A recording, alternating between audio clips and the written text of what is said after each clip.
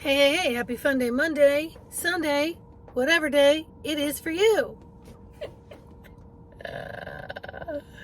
It's May 5th, Sunday here in DC.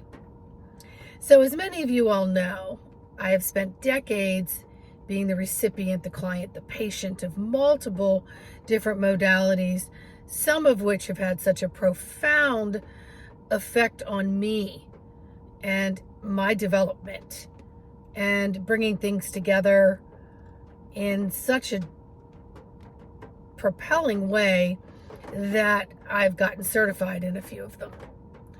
And then I can now have recipients, patients, clients come to me and have those benefits as well.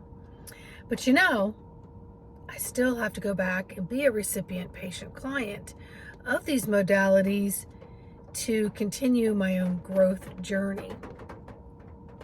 And I remember in 2019, October actually, I had been in this, what I want to call this slump.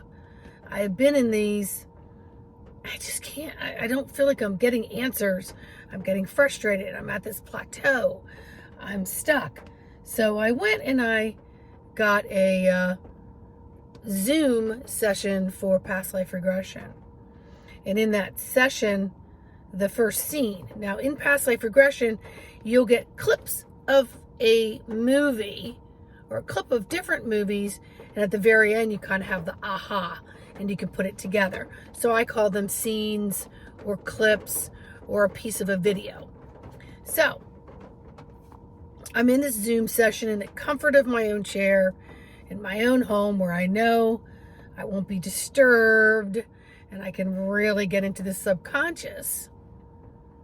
And my first scene was I was in a classroom before I ever incarnated. And in this classroom, I'm just sitting there like at my desk like this, while other people are planning with the teacher their next move. I got nothing. So I'm like, I don't understand why I'm in this classroom and I got nothing.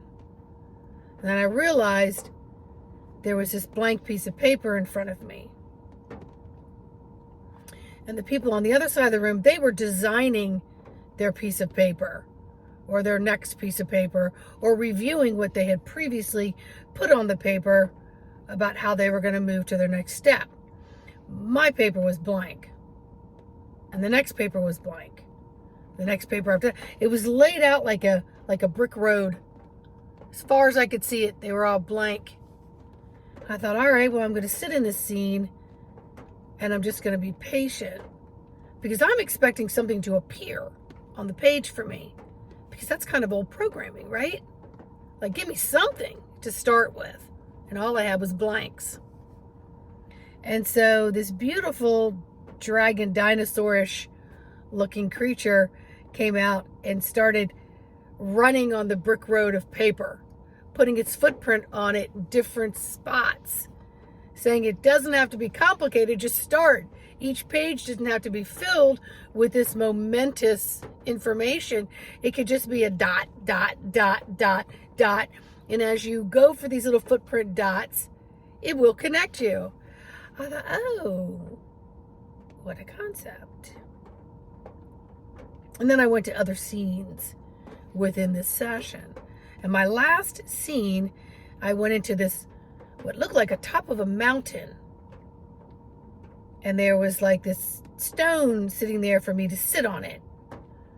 And I got the feeling it was like a departure place. But in front of me was what I call the abominable snowman. And so the practitioner said, who's there? I said, the abominable snowman, like from Rudolph the Red-Nosed Reindeer. It's this big white thing. She goes, you mean a Yeti? And I went, okay, yeah. So the Yeti came over and we had some telepathic communication and it blew energy in my head. And then I went off the cliff and I literally, for the first time in my life, was in utero in my mother, but I was fully developed. I was about to come out. I thought, oh, I've not experienced actually been in utero in that way before. I could feel my mother's breath, the heartbeat. I could feel noises from the outside coming in. Next thing I know, I was born. Now, fast forward in this particular session, I'm in the kitchen of my home when I was a young child with my current siblings.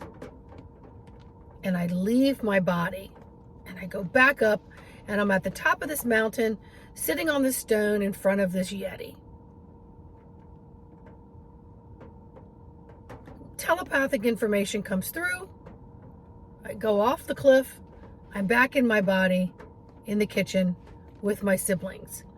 And the practitioner asked me, why did you come back? And I said, because I don't want to start over again.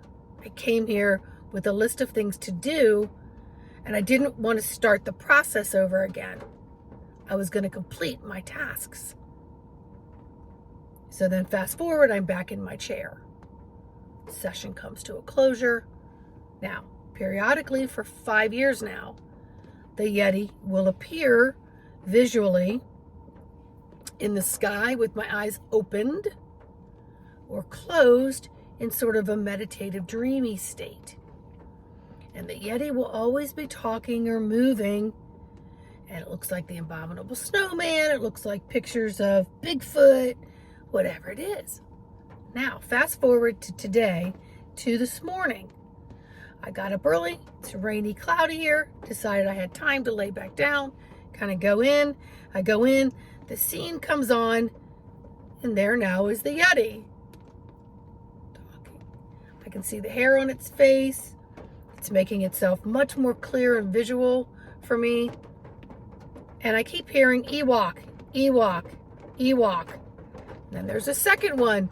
They're talking to each other, talking to me, talking to each other, talking to me. I can see their mouths moving, the hair, everything. And then there's another being there. I couldn't make out because I was busy trying to focus in on the details of the Yeti's face. I wake up. I get up. Start to get dressed. I'm doing my thing. And all I keep hearing in my head is, Ewak. What the hell is an Ewak? Fast forward. I make my tea. 2 hours goes by. It keeps popping in my head. What the hell is an Ewak? It's a Yeti.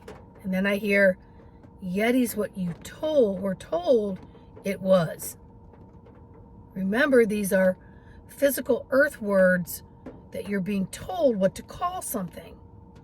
And I was like, okay, all right, fine. Fast forward another hour. I'm in the car, I'm driving, comes through again. What the hell is an Ewak? So I was at a light, and I looked it up, but I didn't even know how to spell it. I just went E-W-O-K, like a walk, like you could quit. And it popped up. All these pictures of like a little Ewak and its face, and it's E-W-A-L-K, I don't know. I was like, oh. And I'm not a Star Wars fan. Never watched them all. Never went into them in the 70s, 80s, 90s. Just not a big drawing fan of it. Seen a few. Couldn't tell you anything about them. But Star Wars came into like, oh. And then I was like, so you're Ewak's. You're not a Yeti. And they just went, I got this kind of a nod from them in my visual head while I'm driving live. And it just went to all the programs that were told how to do things, what to do with things. Blank pieces of paper need to have something to start on it.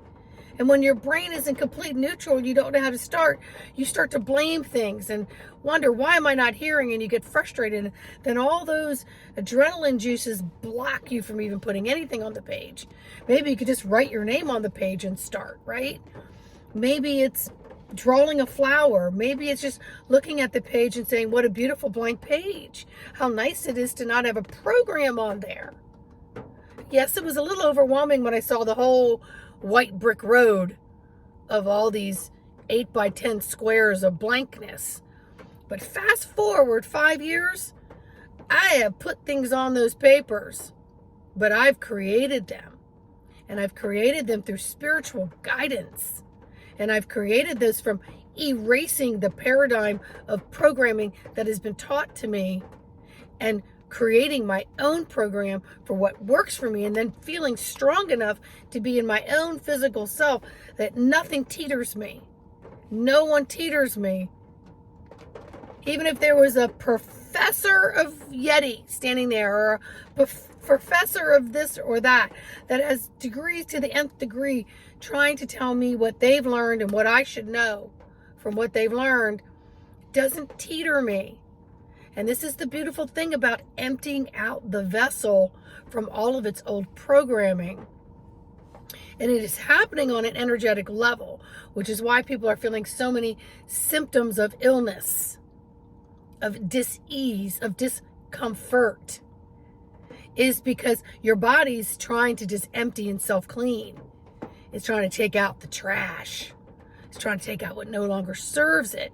But when you take your intention and join that energetic thing, you have a calamity of pretty coolness happening from multiple different pathways to this intersection of self. So it's why they always say, curl up your tiling fingers, close the books. I cannot read a book. I haven't since 2017, when they asked me, can you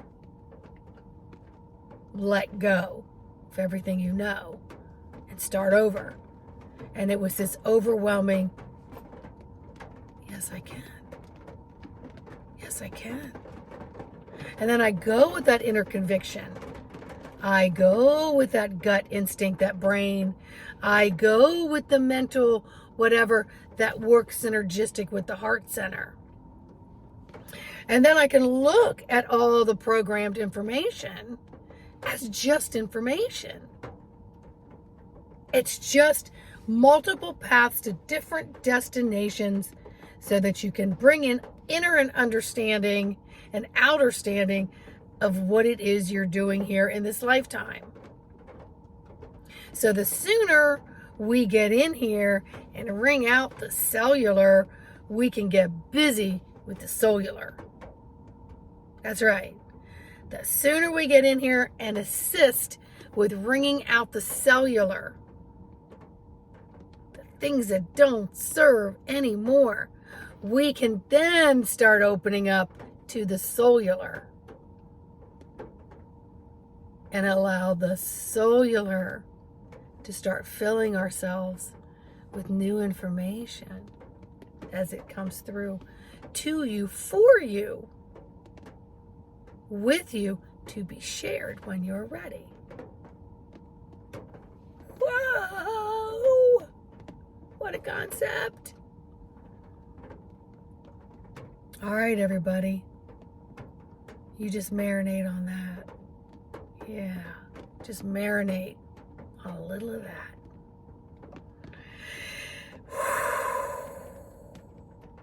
Ewak'S. Okay. But I'm always told I don't have to name any of them. I don't have to figure out where they belong to. That's old paradigm. Let them just come and introduce themselves. And if they want me to call them something, I will. But it took my perception out of a programmed word because it was the only word I knew how to associate with it. So now I've opened myself to other possibilities. It doesn't matter what their name is. I recognize the look. Recognize the look. And so I've surrendered to that.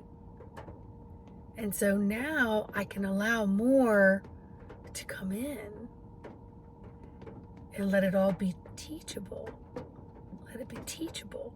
When you're stuck on old programs, you're not teachable because you're stuck. Wait a second, in order to get to the answer of that equation, I have to do A, B, and C. Maybe that's not so important for you.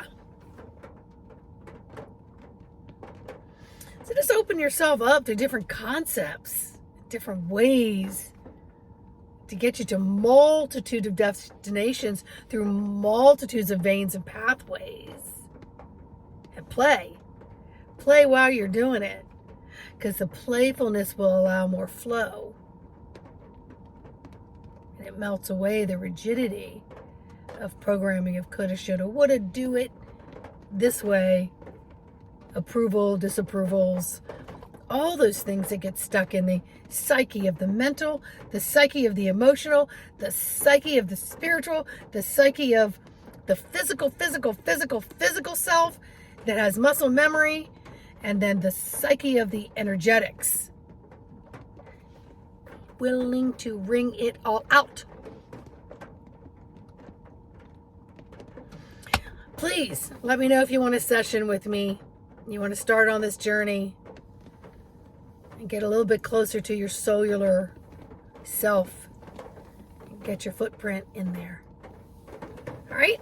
Let me know in the comments how you're doing. In the meantime, like, subscribe, and share.